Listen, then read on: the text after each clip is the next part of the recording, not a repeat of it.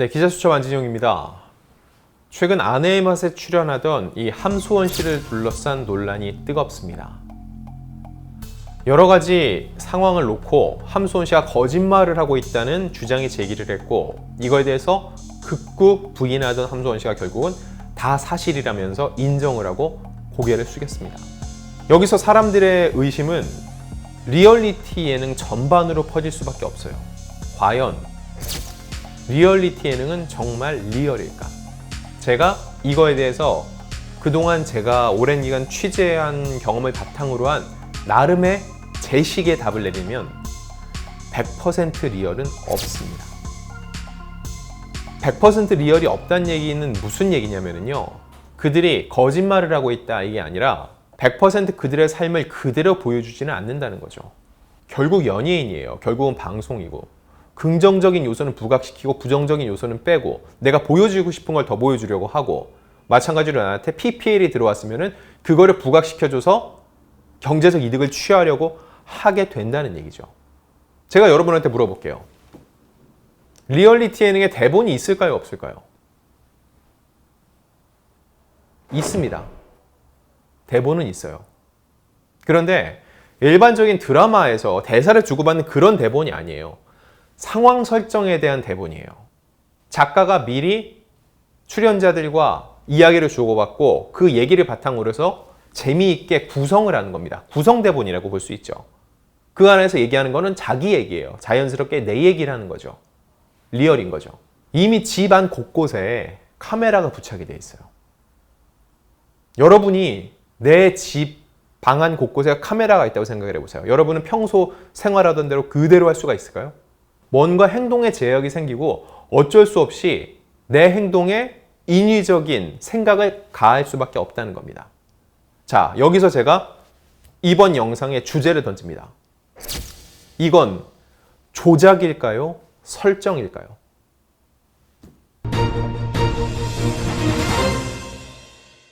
이 함소원 씨를 둘러싼 논란은 꽤 여러 가지였습니다. 지난 2월에 김치를 이 파우차이라고 언급하면서 많은 이들의 질타를 받았고요. 그 직후에 함소원 씨가 남편인 진아와의 불화설에 이은 이혼설에 휩싸였고요. 게다가 최근 방송에서 중국 시댁의 별장이라고 소개했던 곳이 사실은 에어비앤비, 빌리는 집이었다는 거, 이 사진이 올라오면서 논란이 됐고요. 그리고 이 결별선과 관련해서 시어머니, 함소원 씨의 시어머니가 막내 이모와 통화를 하는데 목소리가 함소원 씨였다. 함소원 씨가 시어머니와 통화를 하면서 마치 막내 이모인 것처럼 행세를 했다. 거짓 방송이다. 이런 얘기들이 쭉 나왔습니다. 처음에는 함소원 씨가 가족은 건드리지 마라, 절대 아니다라고 부인을 했는데 결국 맞습니다. 모두 다 사실입니다. 저도 전부 다 세세히 낱낱이 개인적인 부분들을 이야기하지 못했습니다. 잘못했습니다. 과장된 연출하에 촬영했습니다. 잘못했습니다. 제가 잘못했습니다. 변명하지 않겠습니다. 잘못했습니다. 죄송합니다. 변명하지 않겠습니다를 계속 얘기를 하고 있죠. 그만큼 이번 사태를 무겁게 받아들이고 있다는 얘기예요. 이 과정에서 함소원 씨가 각 언론사의 담당 기자들한테 전화를 걸어서 기자 삭제나 수정을 요청한 경우도 여러 있었습니다. 자, 여기서 중요한 부분이 이거예요. 과장된 연출 하에 촬영하였습니다. 이 과장된 연출이 과연 뭘까요? 이 부분이 정말로 어려워요. 일단 제가 전반적인 얘기를 해드릴게요. 요즘 육아 예능 많죠.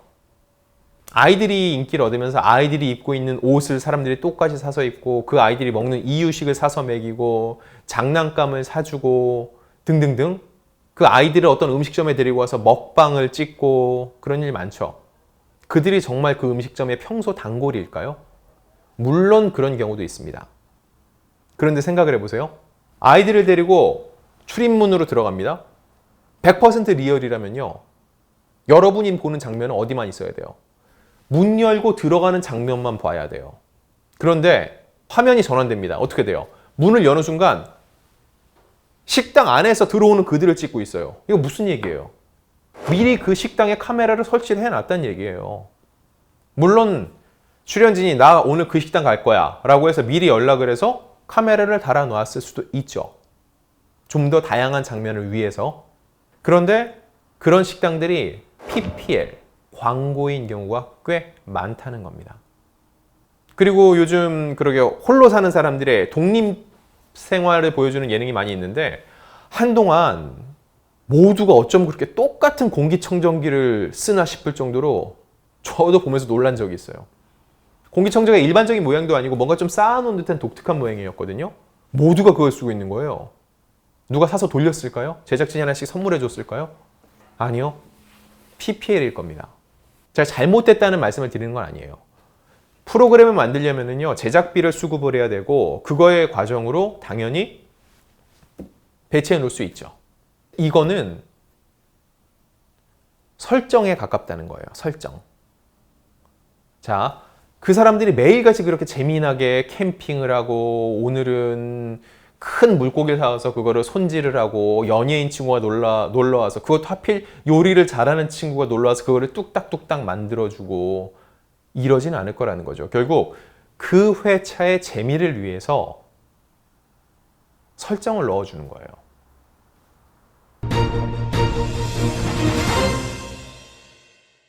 여기까지를 설정으로 볼 수 있다면 이제 조작은 무엇일까? 사실을 갖고 사실이 아니라고 하거나 사실이 아닌 것을 사실이다 하면 전 이건 조작의 범주에 포함이 된다고 봅니다. 거짓을 얘기하는 거니까요. 대표적인 예를 들어볼까요?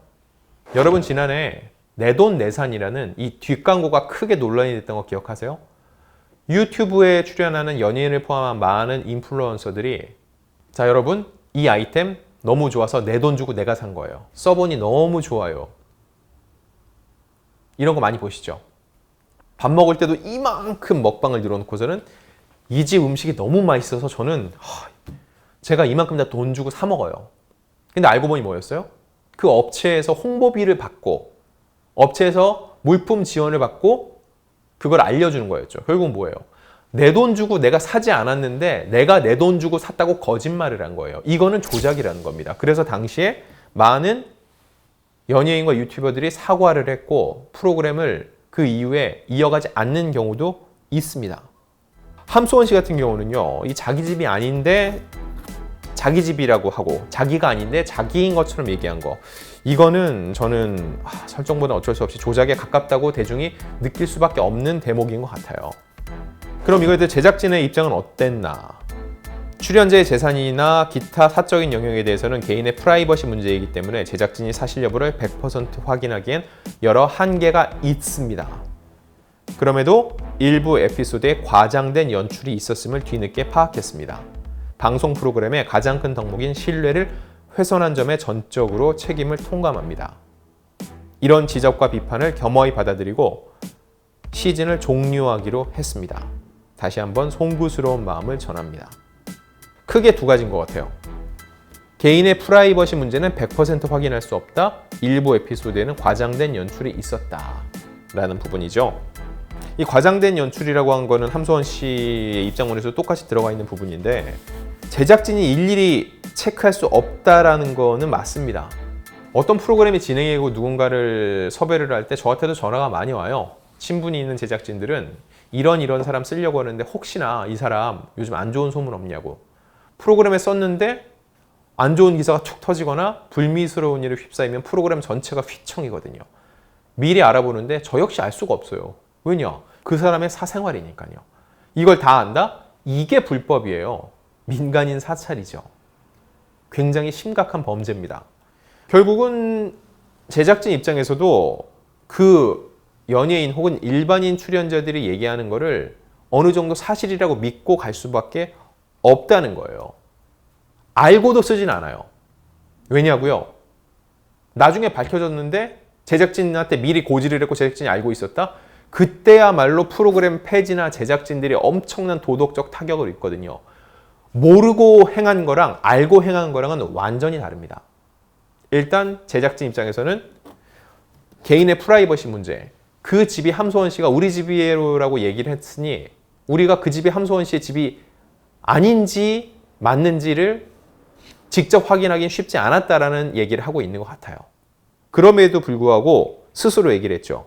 프로그램의 가장 큰 덕목인 신뢰를 훼손한 점에 대해서는 전적으로 책임을 통감합니다. 라고요. 이거에 대해서 아내의 맛이 시청률이 그래도 거의 10%에 육박하는 인기 프로그램인데 급히 시즌을 종료하기로 결정을 했죠.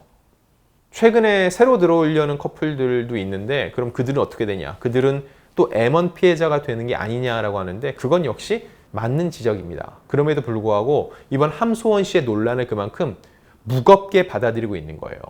그냥 사과하고 계속 진행하기에는 너무 큰 문제이니 새로 들어온 출연진들에게 양해를 구하고 또 질타를 받더라도 여기서 프로그램을 그치는 게 맞다고 판단을 한 거죠.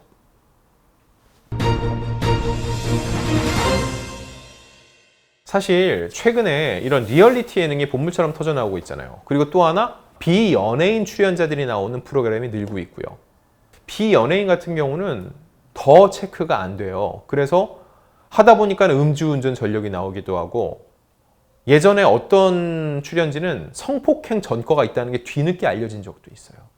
그런데 이걸 미리 알 수 있냐는 거죠. 제작진이 더 조심하는 수밖에 없어요. 그 조심의 기준은 세우기가 너무 어려워요. 100%라는 건 없으니까요. 저도 여기서 이건 조작입니다, 이건 설정입니다 라고 얘기하기는 너무너무 힘듭니다. 저 말고 그 누구도 정확한 정의는 내리지 못할 거예요. 다만 이번 사태를 통해서 어떠한 설정이 어떠한 연출을 통해서 어떤 식으로 조작으로 비춰질지도 모른다는 걸 우리 모두가 분명하게 눈으로 확인을 했습니다. 그래서 향후 리얼리티 예능을 만드는 제작진 입장에서는요, 그 경계가 모호하지만 선을 넘어가서 불편함을 초래하거나 대중이 기만당했다는 느낌을 받지 않도록 더욱더 주의를 기울일 필요가 있습니다.